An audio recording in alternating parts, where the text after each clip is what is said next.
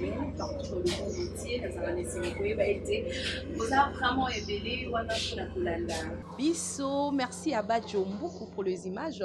Merci à toute l'équipe Yaeli Télévision, vous avez évolué. Lélo na grand lisolo, tu es ko Yambelabino, Nicofal Mikai.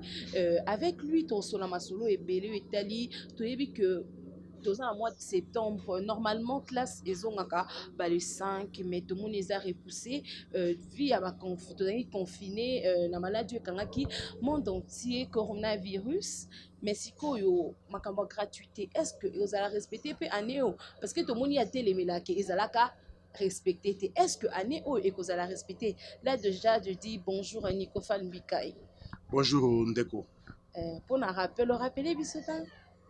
Kasi opesika no mot te wana komi bonne santé wana yali rappel national des angaka te na sepeli kutu ndenge bino pe bosi bokomi sango neti déjeuner mais oui parce que yali ko concerner mutu nyonso mais avant tout faut topesa na mbote mais avant to banda masolo yango nde to kota rappel national ndenge osengi yango to banda kaka il faut rappeler la population que etikali 1215 jours pour na mandat ici là. Donc on a 495 jours au-delà de 100 jours il y a Mokonzi ya Mboka et donc on a 186 jours banda boko na Covid-19 et quota officiellement na Congo. Tolobi 1215 jours. 1215 jours oyo yali ko concerner banani et yali ko concerner bao bazo kamba mboka. C'est-à-dire, Mokonzi ya Mboka, ba députés nationaux, ba sénateurs, ba gouverneurs de province, na ba députés provinciaux. Mutu na mutu asala part na ye. Pona ba gouvernant, ba mitya na mutu ke bali ko sala mandat et non une carrière. Et que mutu na ngati lelo yali ko demeurer sans réponse. Misolo boni l'État congolais a bombé la CENI na budget il y a 2020 parce que élection et sengaka misolo ebele donc on presque na deuxième année et tikali 1215 jours il faut que ce qui budget kozwa 800 millions 1 milliard de dollars il ne faut pas qu'à causer la kenon année à souka pour na koluka misolo wana. Il faut à chaque exercice budgétaire passer déjà et konzo. Passer déjà et konzo. Pour na koboya keno ane asuka ezala trop serré na makambo ya mbongo. Tala kaka ndenge crise yango ekomi na ba secteur nyonso. Yango to ko senga baloba déjà la population 2015 2020 babombaki comme parce que Covid yaka na 186 jours. Covid est comme à l'hôpital que non prétexte ou bien à Libye.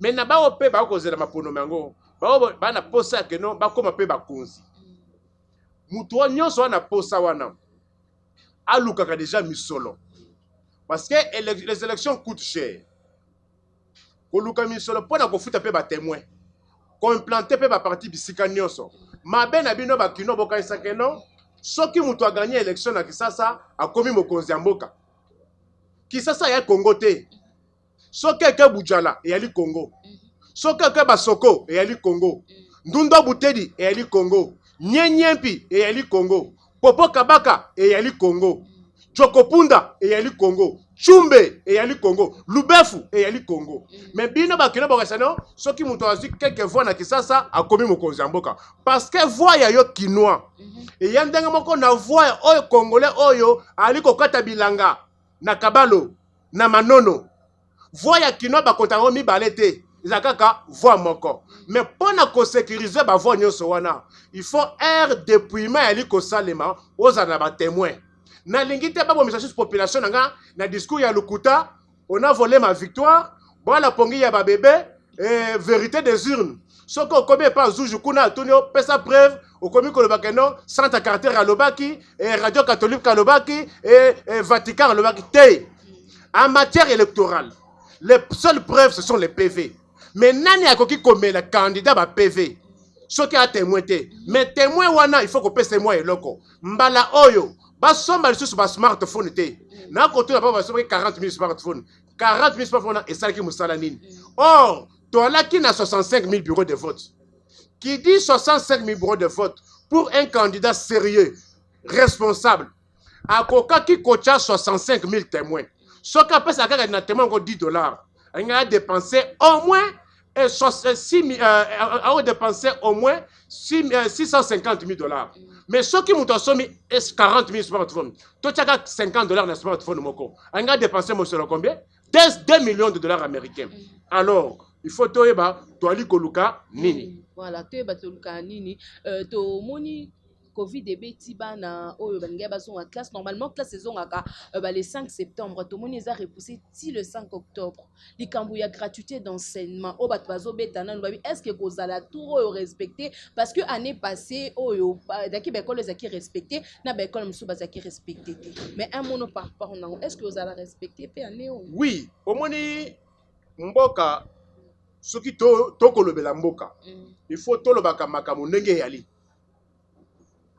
Dans l'ensemble, crise et l'équipe makasi. Nali komi tuna. Soki l'État congolais azalaka lisusu. Soki azalaka. Est-ce que ali kotambola ou bien a malade? Mais moi je me suis rendu compte que l'État congolais a continué à comment? Na soins intensifs. Ba secteur nyonso lelo ya Congo. Et ali kobela makasi pe lisusu un paiement eleki na ba secteur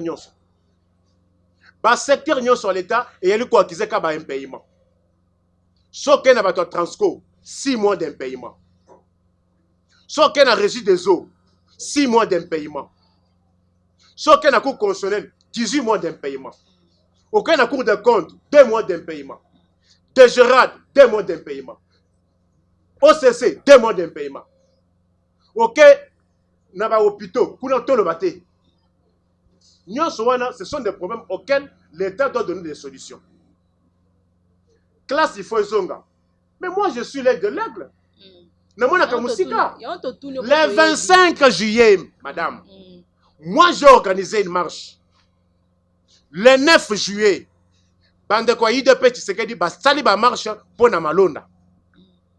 Le 13 juillet, Bandeko Alamuka basali se marche pour na Malonda. Le 23 juillet, FCC a se marche pour na soutien na ba institution. Ne mena ba onyo so batamu sa population na, moi encore quand cette population na ngai. Nanzala oyo koti na Congo oyo. Yangonde Moudjadine du peuple, procureur général du peuple, Nalobaki, bazo na bango makama poste, batika la population na ngai. Tala ba marche o ngana salisa ki le 25 o bakangela kingai. Na bandaki kosenga nini? Elo kwa liboso, prix général, hausse de prix généralisé. Lelo kota wenze. Kota wenze. Saka loso auto bando soma na 32 000 francs.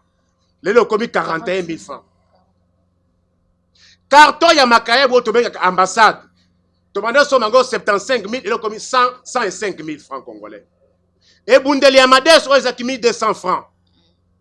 Et comment qui 3500, les le namone kiti et commis va 2800. Loso et Bundeli Loso. O tomanda songa 800 francs et le commis 1100 francs congolais. Nyoso wana. Soso Wilki poids 11. Tomando somango 4200, les le commis 5500 francs congolais. Nanyo sowana, c'est bien. Mais est-ce que salaire ya congolais et yali ko futama, ce qui peut yali ko futama, est-ce que peut elandi peut rythme wana ya komatabilo ko wana? Dollar ezalaki 16 500. Le dollar est commis 20 000 francs. 20 000 francs wana kutu bazo komandi sute. E komi kaka kota na kati. Talandenge l'état yali ko favoriser escroquerie. Ndenge ni population akoyeba vrai taux. Ce qui te bali ko komate. To koyeba vrai taux ndenge nini. Tala likambu kabaka ta likambu ya ba bailleur na ba locataire. Malade yango ce qui réellement ezalaki na ndenge ba pesa biso. Mais na lobby oye komaki commerce ya l'état. Et komaki commerce à l'état. Boali l'État a nyokolaki population. nga muteki na lobaki na sengaki na l'État avant que ka moko ya Covid ekota na Congo. Na sengaka l'État ba confiner Kisasa mobimba. Na lebite komi na Gombe te Kisasa mobimba. Ngai na lobaki bongo ka ata moko ya Covid eyalaki te. Bayokelaki ngai te. Après bayeko sutuka balobi ba confiner Kisasa mobimba. Tobeti maboko. Population nanga ateki biloko pona kosoma biloko. Batu ba s'endetter. Banda ko ebele ba TV za susu te. Ke ba confiner Kisasa. Voilà. To soma saka loso na 70 000 francs na Kisasa awa.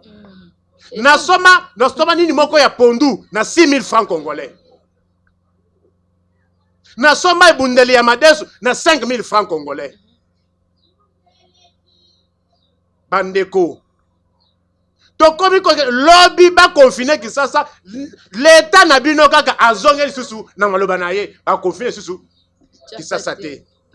Tokomi tuna. Banyongo oyo batu bakotaka banda mokolo wana. Biloko oyo batu batekaka. Ba télévision oyo batu bagajaki. Banyongo pe bakotaka. Banyongo nyonso batu bakotaka. Nani akofutela bango? Tobetaka maboko état de droit. L'état de droit n'est pas synonyme kaka ya kokanga pona kokanga. L'état de droit est aussi synonyme ya ke mutu oyo aza innocent ba akiteye. Mutu ana lopangu na buku na ye ba botola ye te. Ndenge to ko mona mutu na buku na lopangu tisa ba ko botola ye ba pesa lopangu wana na mutu ana hata na titre de propriété te. Titre de propriété par excellence c'est le certificat d'enregistrement. Mi beko banda 73 elobi. Ce qui certificat muto essaye déjà 2 ans. Ba koki ko attaquer yango te.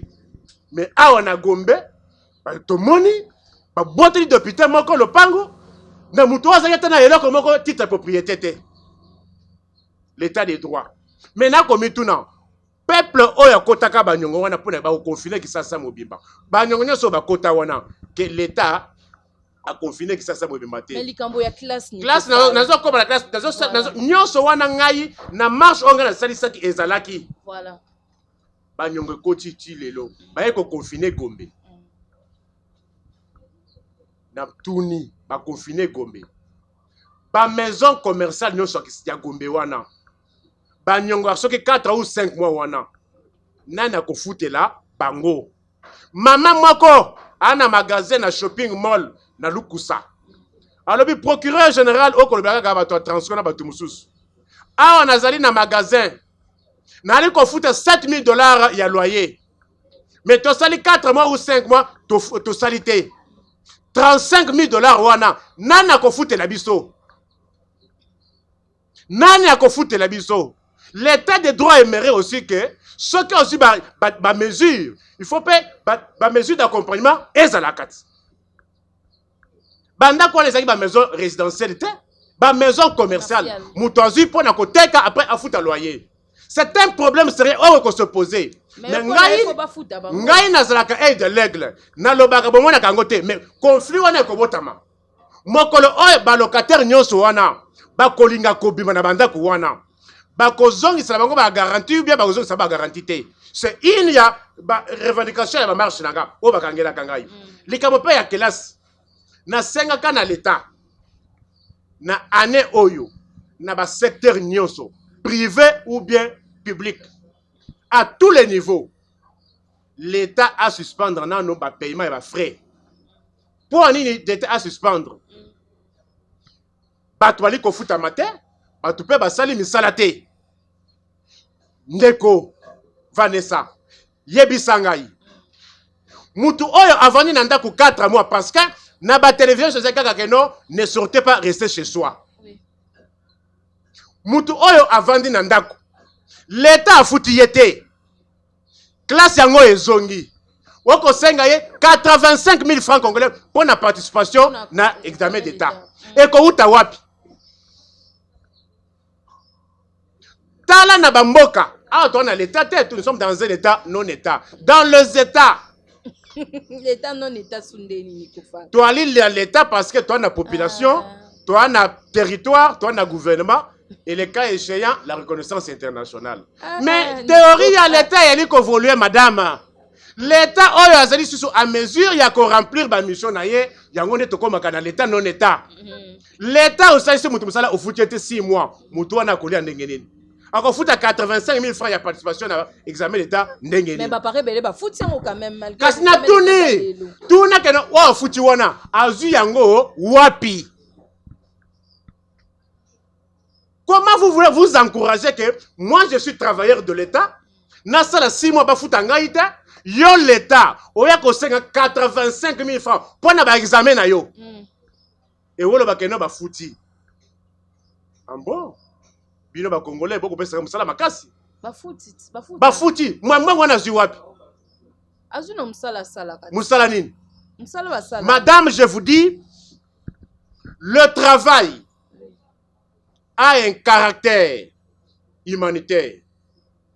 Mais le salaire a un caractère alimentaire. D'un côté, vous voulez combattre la corruption, la concussion. Mais il y a un agent à l'État. Il y a Régie des eaux. Il y a Cour constitutionnelle. Il y a Transco. Il y a DG, il y a DGRAD. Oh, foutamité. Nous devons combattre la corruption et la concussion aussi longtemps que à foutami 6 mois et en plus ba charge paye ali. Petit à petit au bon maramnyo so na tout. Nzala eleki coronavirus madame. Oh eko bonga nikofal. Nzala eleki coronavirus. Soki coronavirus pe zalaka. Ngana kota ka Transco, bina bato be mutuka. Est-ce que soki coronavirus pe zalaka na tunio? Soki COVID-19 pe zalaka ndenge balakisa kibiso. Biso batokota ka Transco. Tala ndenge to finaka na Transco. Ape bodie lisu. Kuna contamination ga ko sala mate? Enge sala maka. Mais ezali okota ka wenzete, ngana kota ka Gambela. Okota Avenue Sport. Kuna contamination ko sala te? Kota Éthiopie. Kota Avenue Bokassa. Mais pour conclure, on va lobani par là. Na lingi koloba boye. L'État to komi na moment ya l'État acha maboko. Na ba poche na ye, na mabenga na ye, abimisa mbongo. Gratuité de l'enseignement. Gratuité. Voilà. Ce qui est salami, gratuité. Na obeta maboko parce que ils ont pas d'intérêt. Année passée. Année passée, nazalaki d'accord te na nani na gratuité parce que na ba école to bano futa ba 32 000 francs. Gratuité lingi ko lo ba muto futa le côté. 32 000 francs pour les bino zamuke parce que à l'époque c'était l'équivalent il y a $20. Parce que bien ici que non, ça va foutre $20, il y a gratuité. La gratuité veut dire quoi? Moi, na longo ndaku ya papa, ba foutre à l'autre côté. Parce que moi, quand je fais encore l'école primaire, si j'ai bonne souvenance, il faut faire une évaluation, tu vas qu'on fout équivalent à 100 francs congolais. Pour la Sonas, na 100 francs congolais pour la Minerval. Et Sili. Mais nous n'avons jamais appelé ça gratuité. La gratuité, c'est quoi? C'est-à-dire, moi, na alongo ndaku, afuta eloko, te. En plus, nous, à notre époque, je me rappelle, on nous donnait les fournitures scolaires chaque trimestre. Chaque trimestre. À côté, il y avait un dispensaire. Mais t'as là le oyo. Et comme 32 000 francs, mais vous appelez gratuité. La gratuité. Uniforme. Uniforme. Il y a examen d'État. Bah, école, $10 pour Napolo. L'État, il est comment? L'État, comment? Bana moko ya école, moko Jean, na Yolo Sud. Bala kisinga état de besoin, basenga ka bango. Bon examen d'État. $185. Kuna na kati ba rama papier, nyoso wana. Rama papier. Ya nini? Ya nini? Rama papier ya nini? Mais nyoso wana, et yali na responsabilité ya l'État. L'État doit faire son travail. Ne demandez, ne vous pleurnichez pas. L'état de droit doit se résumer dans tous les secteurs. Mouton sali musala ou foutier. Tel est le oe babenga en Jean Balobi. Sans ya Congo, il y a sous 26 jours, 30 jours. Et comment 40 jours, 50 jours. Mokolo oe salaire koya to yebite.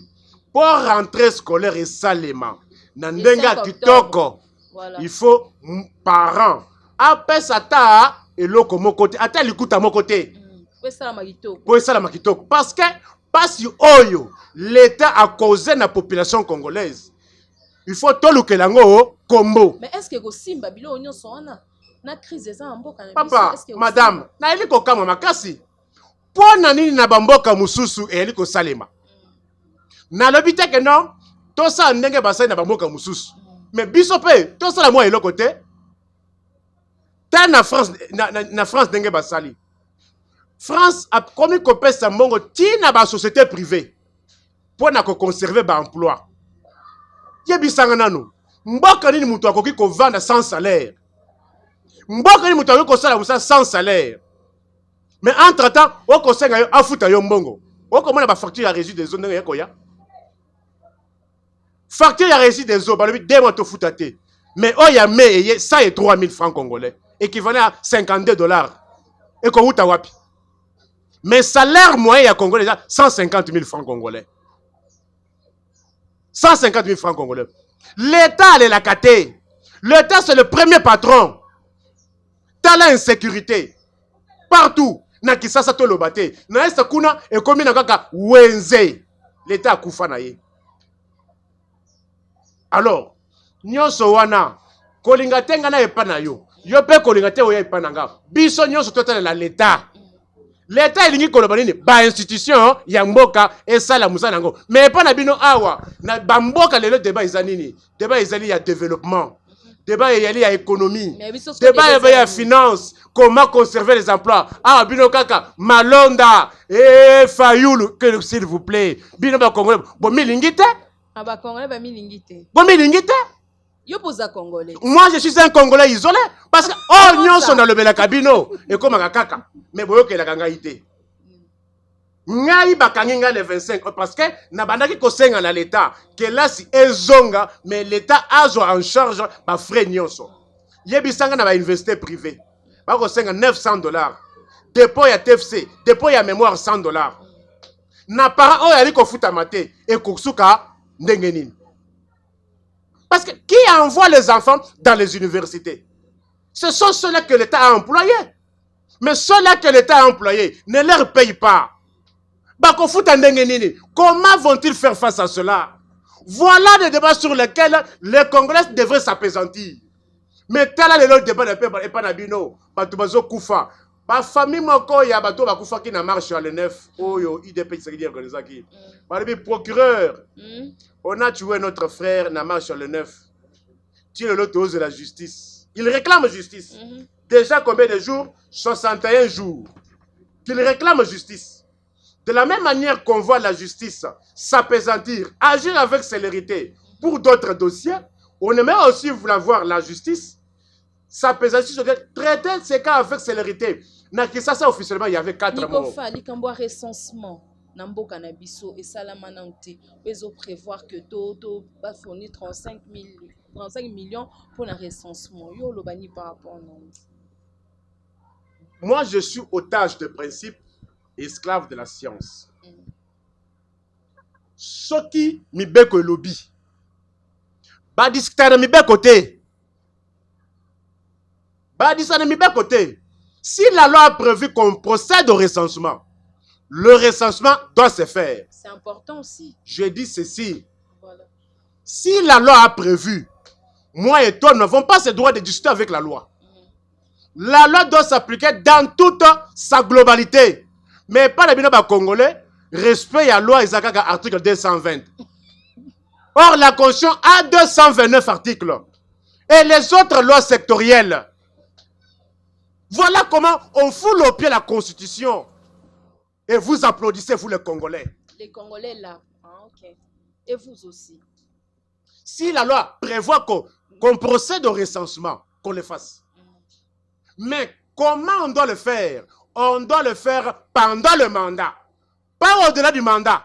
C'est pendant le mandat. Pendant le mandat. Tout doit se faire. C'est ça même la rage lésis.